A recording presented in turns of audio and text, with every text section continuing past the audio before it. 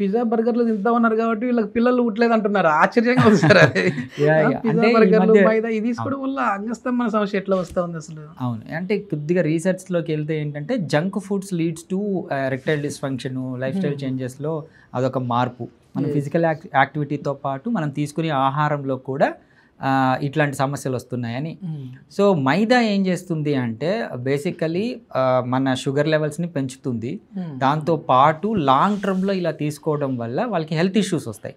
అందులో ఫస్ట్ది మనము ఎరెక్టైల్ డిస్ఫంక్షన్గా పేర్కొనవచ్చు. సో ఈ జంక్ ఫుడ్స్ ఏం చేస్తాయంటే కోమార్బిడ్ కండిషన్స్ అంటాం కదా, మన బ్లడ్ లెవెల్స్లో షుగర్ను పెంచడం కానివ్వండి, ఆర్ ఈవెన్ బీపీ పెంచడం కానివ్వండి, థైరాయిడ్ లెవెల్స్ ఇష్యూస్ కానివ్వండి, ఇవన్నీ ఆహార పదార్థాలతో వస్తాయి కదా మన మెయింటెనెన్స్.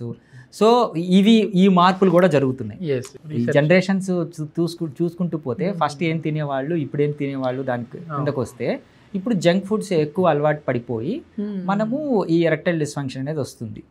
అండ్ ఈ ఫిజికల్ యాక్టివిటీలో మనం అన్నట్టు ఈ ర్యాపిడోస్ కానివ్వండి, అసలు ఫిజికల్ యాక్టివిటీ లేకపోవటం కానివ్వండి, ఈవెన్ ట్యాప్ తిప్పితే వచ్చేస్తున్నాయి వాటర్. ఆ రోజుల్లో మనం మోసేవాళ్ళం బాగా, అదంతా బావి దగ్గరికి వెళ్ళి ఇట్లా తోడుకునే వాళ్ళు సార్ అప్పట్లో. సో ముఖ్యంగా physical activity, food and sleep ఏంటి ఈ రోజుల్లో మనము సోషల్ మీడియా కావచ్చు, వర్క్ షిఫ్ట్లు కావచ్చు, ఇవన్నీ ఏంటంటే మన స్లీప్ సైకిల్ని, మన సర్కాడియం రిథమ్ అంటాం. అంటే స్లీపు 6 గంటలకు పండుకొని 6 గంటలు లేసే కల్చర్ పోయింది.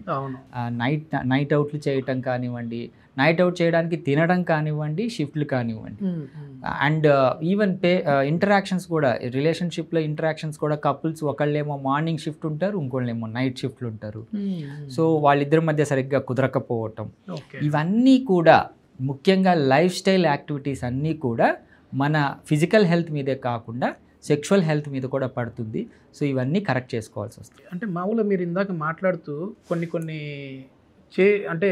ఫిజికల్ యాక్టివిటీస్ చేయడం వల్ల పెల్విక్ రీజన్లో ప్రెజర్ పడి అక్కడ ఎక్సర్సైజ్ లాగా అయిపోతుంది అంటున్నారు కదా. అంటే ఇప్పుడు కొత్తదనానికి ఇప్పుడు వస్తే అది కీగల్ ఎక్సర్సైజ్ అన్నట్టుగా ప్రాచుర్యం పొందుతా ఉంది. అవును, సో ఈ రుబ్బురోలు వేసి మంచి ఇట్లా రుబ్బేవాళ్ళు. సో ఇప్పుడు దాన్ని వచ్చేసేసి ఎక్సర్సైజ్ చేయండి అని చెప్పేసి ఆన్లైన్ కోర్సులు కావచ్చు, లేదంటే ఆఫ్లైన్ కోర్సులు కావచ్చు చేస్తా ఉన్నారు. ఇది ఎంత ఇంపార్టెంట్ సార్ మన సెక్స్ లైఫ్కి? సో ఇప్పుడు మీరు కీగల్స్ ఎక్సర్సైజ్ అన్నారు కాబట్టి పెల్విక్ మజిల్ స్ట్రెంథనింగ్ కోసం చేసే ఎక్సర్సైజెస్ అవి.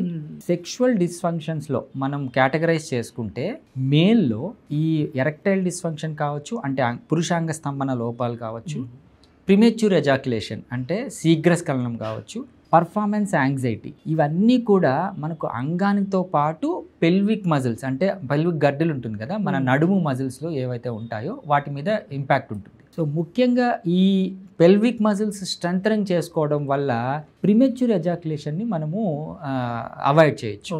అంటే ఈజీగా శీఘ్రస్ఖలనాన్ని మనము హోల్డింగ్ కెపాసిటీ అనేది పోతుంది.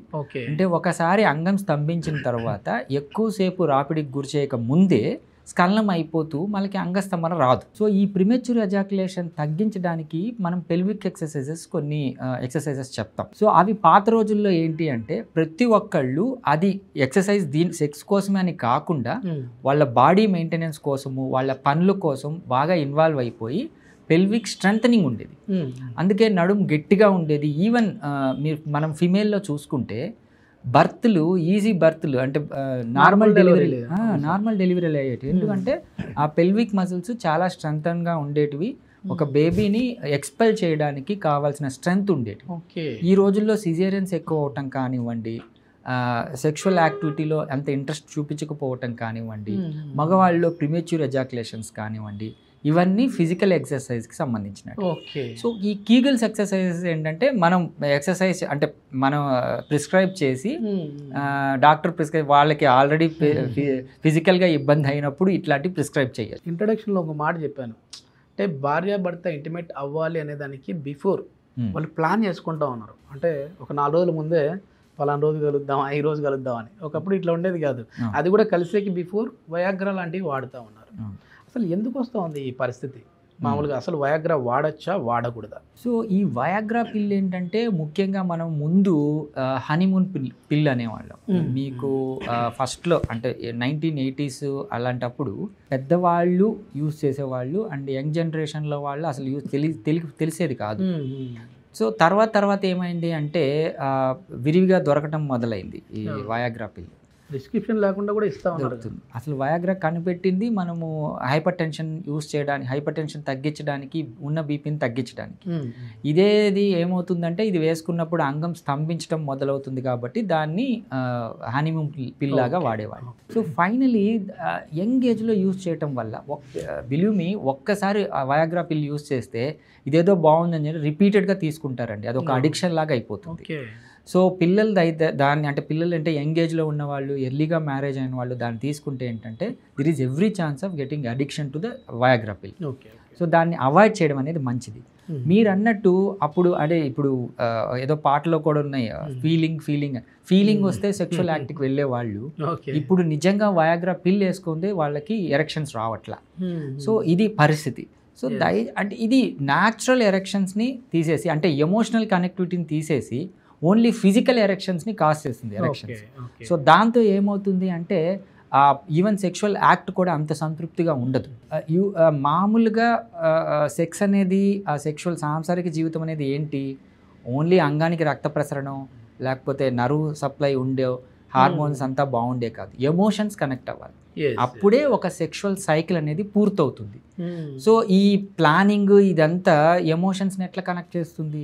బేసికలీ టైం పాస్ కోసమో వాళ్ళ లీజర్ పీరియడ్ని యూస్ చేసుకోవడం కోసమో ఇలాంటి వయాగ్రాస్ని యూస్ చేస్తున్నారు. కానీ బట్ యాక్చువల్ సెక్షువల్ ఇంటిమసీ అనేది న్యాచురల్గా రావాలి. అది న్యాచురల్గా ఇంప్రూవ్ అయినప్పుడే ఆ సెక్షువల్ సైకిల్ అంటే ఇద్దరు పార్ట్నర్స్ను హ్యాపీగా ఉంచేది న్యాచురల్ సెక్షువల్ సైకిల్. ఇట్లాంటి ఎరెక్టైల్ డిస్ఫంక్షన్ వల్ల సంతానం లేని సమస్య కూడా వస్తుందా అంటే? అంటే ఇప్పుడు అంగస్తంభన ఉన్న వాళ్ళకి పిల్లలు పుట్టే అవకాశం కూడా తగ్గుతుందా? సో ఇది చాలా మందికి అర్థం కాని విషయం ఏంటి అంటే నరాల బలహీనత అనేసి వస్తారు. నరాల బలహీనత అంటే అసలు ఇతను సెక్సే చేయలేడు అని.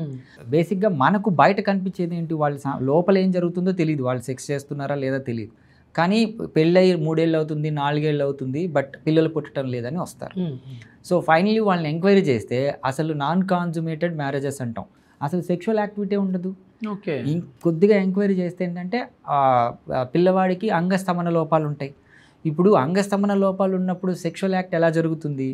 సో ఈ వాటెవర్ శుక్రకణాలు ప్రొడ్యూస్ అయినటివి అండాన్ని ఎలా కలుస్తాయి? సో ఇది జరగకపోవడం వల్ల ఇన్ఫర్టిలిటీ అనేది వస్తుంది.